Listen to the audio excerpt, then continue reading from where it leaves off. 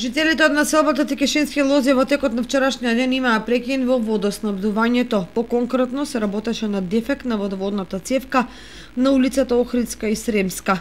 Екипи од комуналното јавно претпријатие Водовод утрово излегува на терен и го отстранија дефектот, информираше денеска директорот на комуналното јавно претпријатие Водовод Иван Иванов. Вчера попладне имаше прекин во водоснабдувањето на улицата Сремска и Охридска поради настанат дефект во водоводната мрежа.